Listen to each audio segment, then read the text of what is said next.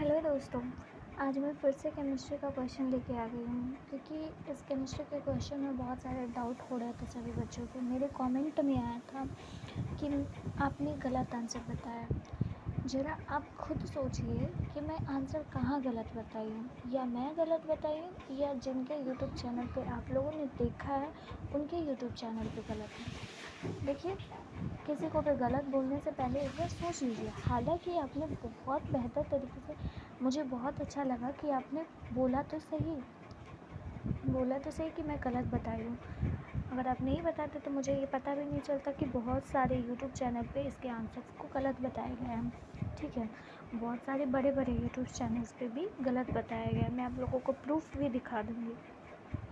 ठीक है, गलती किसी से भी हो सकती है, कोई प्रॉब्लम नहीं है, लेकिन मुझे बहुत अच्छा लगा कि आपने बोला सही कि हाँ, आपने गलत बताया। मुझे बहुत अच्छा लगा। आप लोगों ने मेरे उस वीडियो पे बहुत अच्छा रिप्लाई करा है, बहुत लोगों ने देखा है। कृपया करके उन सभी लोगों तक फिर से मेरे इस वीडियो को पहुँचाएँ, ठीक है, कि ताकि उन्हें ये ना लगे कि मैं गलत आंसर बताई। और जिस क्वेश्चन में डाउट हो रहा था, मैं उस क्वेश्चन को एक्सप्लेन भी कर दे रही हूँ। क्या पता अगर आप लोगों के एग्ज़ामिनेशंस में ये क्वेश्चन अगर आ जाता तो आप इसका मार्क गलत लगा के आ जाते। तो उन बड़े यूट्यूबर्स को भी ये सोचना चाहिए था कि अगर गलत बता रहे हैं, गलती तो सबसे जानबूझकर नहीं होती है ना, गलती तो हो जाती है। ठीक है, तो उन्हें कम से कम उस गलती को सुधार देना चाहिए था। करेक्शन विंडो लगा देते, हो जाता, सुधर जाता। लेकिन कोई बात नहीं, हमें उनसे नहीं कोई प्रॉब्लम है, वो सही है, पढ़ाते बहुत अच्छे हैं। बस प्रॉब्लम इतनी सी है कि गलती हो गई थोड़ी। देखिए, मैं आप लोगों को इस क्वेश्चन को बताती हूँ। 40 नंबर क्वेश्चन देखिए। The substance necessary for the bromination of phenol. Phenol के ब्रोमिनेशन के लिए कौन सा रिएजेंट यूज किया जाता है, कौन सा सब्सटेंस जो है वो सबसे नेसेसरी है। नेसेसरी शब्द पे यहाँ पे आप लोग फोकस कीजिए, यहाँ पे नेसेसरी बोला है। ठीक है, ब्रोमिनेशन ऑफ फिनॉल के लिए हमें चाहिए होता है बेस्ट लुईस एसिड। ठीक है, बेस्ट लुईस एसिड। तो यहाँ पे best Lewis acid, suitable acid हमारा कौन सा है पता है आप लोगों को? CH2 है। CH2 है, लेकिन बहुत सारे यूट्यूबर्स ने ये इसका आंसर B लगा रखा है, किसी ने तो D भी लगाया। लुईस एसिड सारा है, लेकिन सूटेबल सिर्फ और सिर्फ CH2 है। ठीक है, मैं आप लोगों को इसका रिएक्शन लिख देती हूँ ताकि आप लोग समझ लें। ठीक है, देखिए इसका रिएक्शन लिख रही हूँ। OH हमने लिया, OH यानी कि फ़िनॉल लिए हम। ठीक है, फ़िनॉल ले लिया, उसका ब्रोमिनेशन करवाते हैं हम लोग। जब ब्रोमिनेशन करवाते हैं किसके प्रेजेंस में? CH2 के प्रेजेंस में। ठीक है, 273 केल्विन पे हम लोग करवाते हैं। ठीक है, तो हमें प्रोडक्ट क्या मिलता है? हम लोगों को प्रोडक्ट मिलता है ऑर्थोब्रोमोफिनॉल। ठीक है, ऑर्थोब्रोमोफिनॉल प्लस में हमें मिलता है पाराब्रोमोफिनॉल। ठीक है, और ये पता नहीं था आप लोगों का रिएक्शन, आप लोगों को ये हमारा ऑर्थो है, ये हमारा पारा है। ठीक है, ऑर्थो और पारा पोजीशन पे हमें ब्रोमोफिनॉल मिलता है। ठीक है, तो क्या हमने यूज किया? हमने तो यूज यही किया ना, हमने तो यूज CH2 किया। 273 केल्विन पे ब्रोमिनेशन के लिए सूटेबल होता है CH2। ठीक है, इसलिए इस क्वेश्चन को याद रखिएगा, गलत मत कीजिएगा। समझ आया? 15 नंबर क्वेश्चन को देखिए। 15 नंबर क्वेश्चन में भी बहुत सारे लोगों को डाउट था। अब मैं इस डाउट को यहाँ पे ये क्लियर करूँगी कि हाईएस्ट बॉइलिंग पॉइंट, यानी कि बॉइलिंग पॉइंट एक्चुअली में किस चीज़ पर डिपेंडेंट होता है? तो बॉइलिंग पॉइंट हमारा डिपेंडेंट होता है, बॉइलिंग पॉइंट जो है ना वो डायरेक्टली प्रोपोर्शनल होता है मॉलिक्यूलर मास का, मॉलिक्यूलर मास के डायरेक्टली प्रोपोर्शनल होता है। ठीक है, अगर पता नहीं है तो इस चीज़ को लिख लीजिए कहीं कॉपी में साइड में, बहुत काम आएगा। ठीक है, बॉइलिंग पॉइंट डायरेक्टली प्रोपोर्शनल होता है मॉलिक्यूलर मास के। ओके, समझ आया? तो देखिए, हमें सीधे सीधे कुछ नहीं करना है, आप लोगों को मॉलिक्यूलर मास निकाल देना है यहाँ पे। ठीक है, तो मॉलिक्यूलर मास यहाँ पे कैसे निकालेंगे मैं वो भी बता देती हूँ आपको। देखिए, सबसे पहले तो प्रोपेन 1 ऑल, प्रोपेन 1 ऑल को निकालना है। ठीक है, तो सबसे पहले इसका स्ट्रक्चर आप लोगों को पता है या नहीं पता? नहीं पता तो अभी कॉपी निकालिए, लिखिए CH3 CH2 CH2 OH, ये होता है हमारा केमिकल स्ट्रक्चर। और फिर इसका स्ट्रक्चर देखिए इस तरह से होता है। ओके, OH, समझ आया?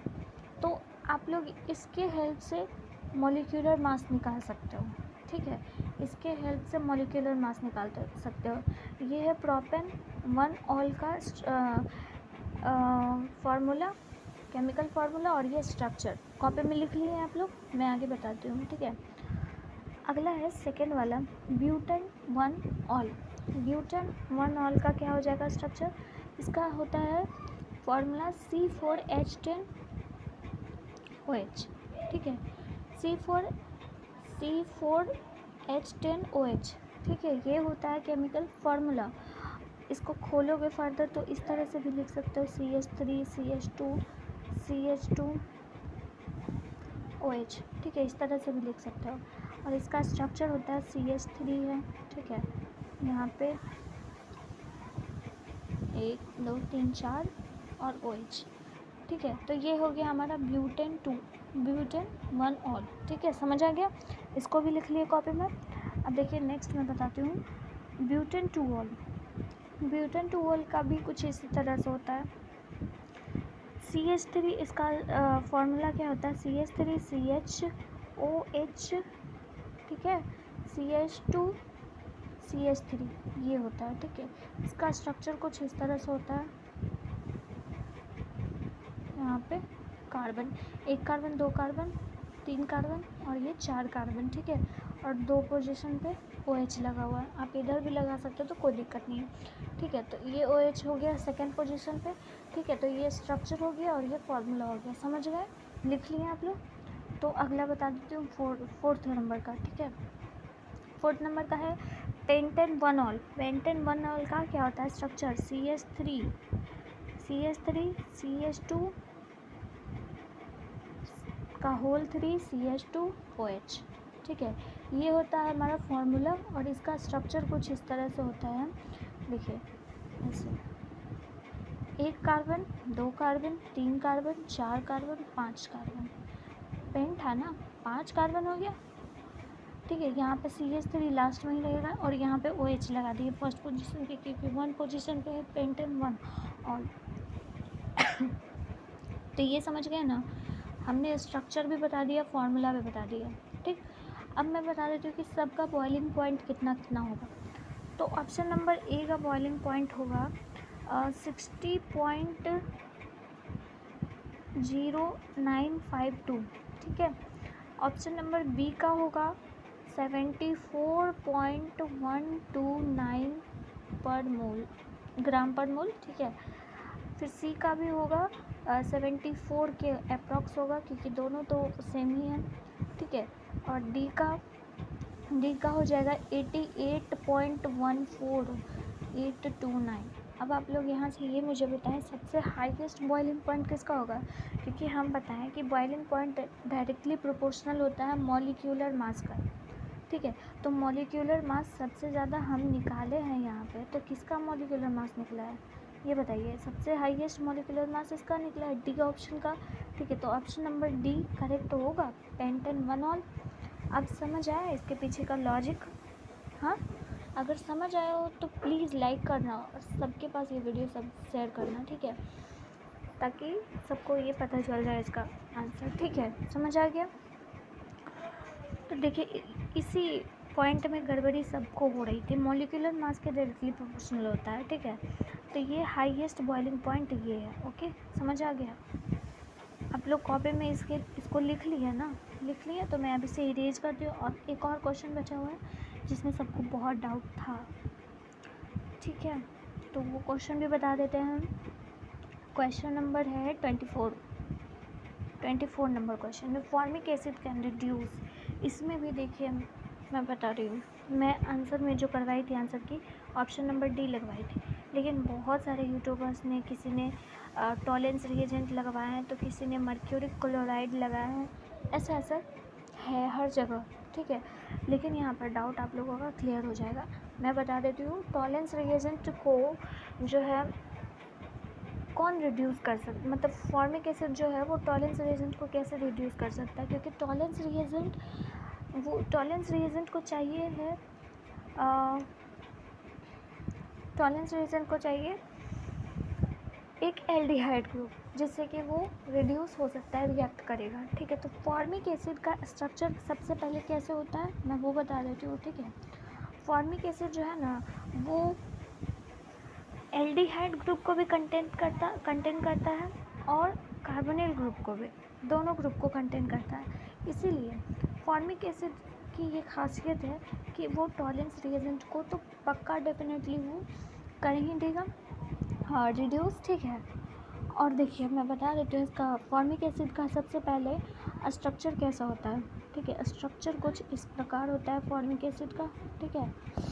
ये स्ट्रक्चर है, ठीक है, जिसमें कि कार्बन मैं बताती हूँ, एल्डिहाइड ग्रुप कौन सा है, एल्डिहाइड ग्रुप ये वाला है, एल्डिहाइड, ठीक है, कॉपी में भी लिखो।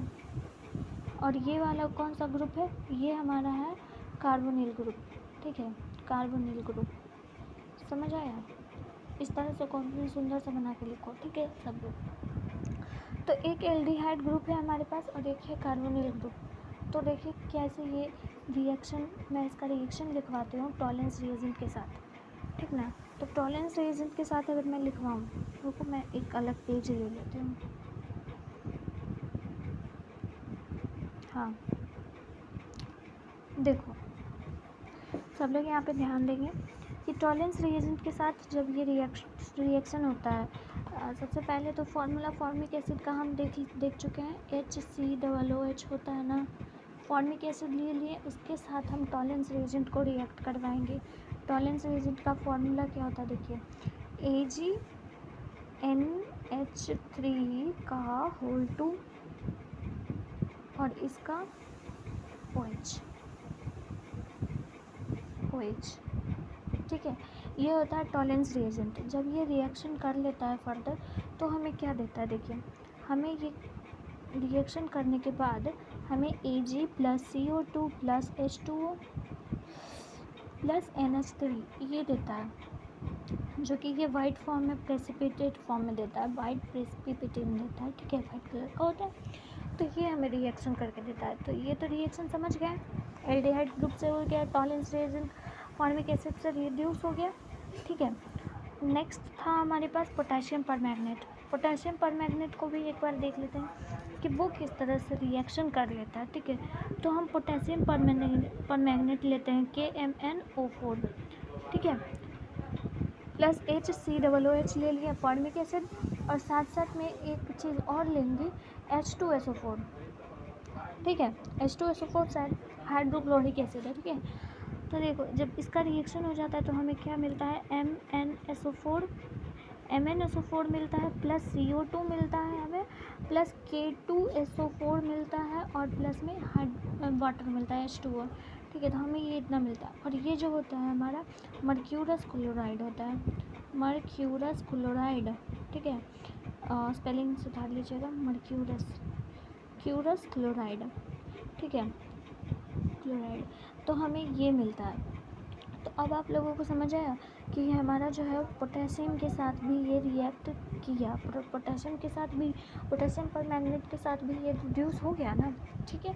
तो सेकेंड ऑप्शन भी करेक्ट हुआ हमारा। थर्ड ऑप्शन हमारे पास है मर्क्यूरस क्लोराइड। तो मर्करी क्लोराइड है। तो मर्करी क्लोराइड के साथ फॉर्मिक एसिड का किस तरह से रिएक्शन होता है हम ये भी आप लोगों को बता देते हैं। सबसे पहले हम ले लिए क्या, हम लोग ले लिए फॉर्मिक एसिड, ठीक है। फॉर्मिक एसिड लेने के बाद हम लोग ले लेते हैं मर्करी क्लोराइड, ठीक है। जब इसका रिएक्शन होगा ये हाई टेम्परेचर पे ही, बहुत ही हीटिंग देने के बाद ये होता है, ठीक है, ओके।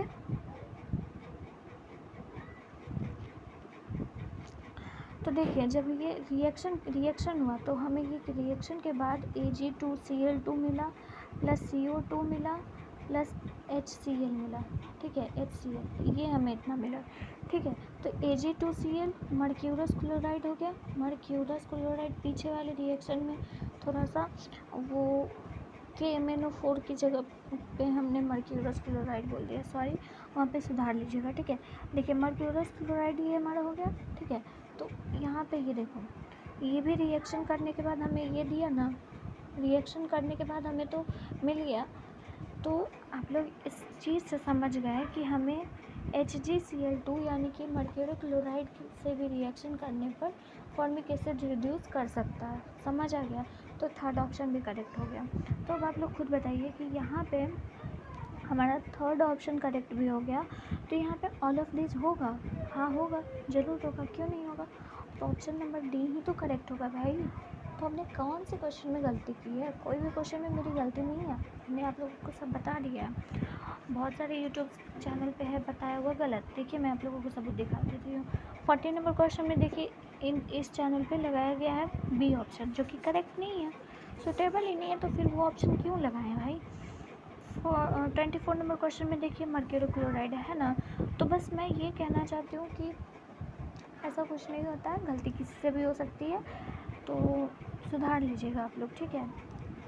और अगर पसंद आया हो वीडियो तो प्लीज़ लाइक कीजिएगा और सभी दोस्तों के साथ शेयर कीजिएगा, ठीक है।